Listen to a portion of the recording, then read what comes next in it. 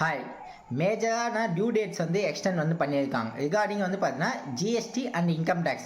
So ஜிஎஸ்டியில் என்னென்ன due dates வந்து எக்ஸ்டெண்ட் பண்ணியிருக்காங்க அப்படின்னு பார்த்தீங்கன்னா, ரெகுலர் ரிட்டர்ன் அடுத்து மந்த்லி பேமெண்ட் குவார்ட்டர்லி ரிட்டர்ன்ஸ் வந்து ஃபைல் பண்ணுறவங்களுக்கு டியூ டேட்ஸ் வந்து எக்ஸ்டெண்ட் பண்ணியிருக்காங்க.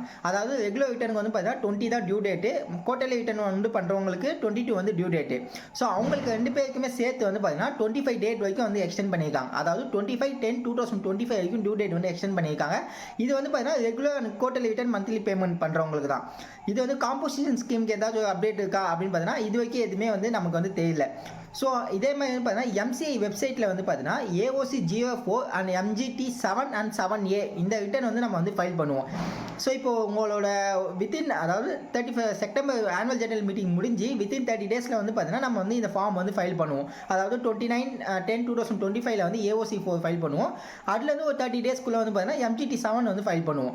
ஸோ இதுக்கான டியூ டேட்டும் வந்து பார்த்தீங்கன்னா உங்களுக்கு வந்து 31/12/2025 வரைக்கும் வந்து பார்த்தீங்கன்னா டியூ டேட் வந்து எக்ஸ்டெண்ட் பண்ணியிருக்காங்க. ஸோ இது வந்து பார்த்தீங்கன்னா AOC 4 அண்ட் MGT 7 மட்டும் தான் எக்ஸ்டெண்ட் பண்ணியிருக்காங்களே தவிர LLP 8 அடுத்தது MSME 1 என்ற ஃபார்முக்கு இது ரெண்டு ஃபார்முக்கும் வந்து பார்த்தீங்கன்னா எந்த ஒரு எக்ஸ்டென்ஷனும் கொடுக்கல. ஸோ மேபி இனிமேட்டில் வேணால் ஆஃபிஷியலாக நோட்டிஃபிகேஷன் வரதுக்கு சான்சஸ் இருக்குது. ஸோ இன்கம் டேக்ஸ் ரிகார்டிங் வந்து பார்த்தீங்கன்னா உங்களுக்கு ஆல்ரெடி டேக்ஸ் ஆடிட் ரிப்போர்ட் வந்து எக்ஸ்டெண்ட் பண்ணிட்டாங்க 31 அக்டோபர் வரைக்கும். ஸோ இதுலேருந்து ஒரு 30 டேஸ் வந்து பார்த்தீங்கன்னா உங்களுக்கு எக்ஸ்டென்ஷன் பண்ணுறதுக்கு வாய்ப்பு இருக்குது.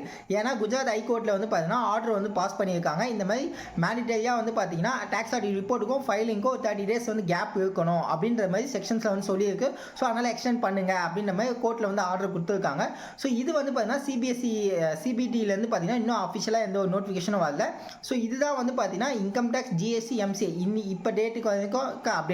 ஸோ இதே மாதிரி ரெகுலர் அப்டேட்ஸ்லாம் நீங்கள் தெரிஞ்சுக்கணும்னா என் சேனலை வந்து சப்ஸ்கிரைப் பண்ணிக்கோங்க. கீழே வந்து என்னோட வாட்ஸ்அப் குரூப் லிங்கே வந்து நான் ஷேர் பண்ணுறேன். அதுலேயே நீங்கள் வந்து ஜாயின் பண்ணிக்கலாம்.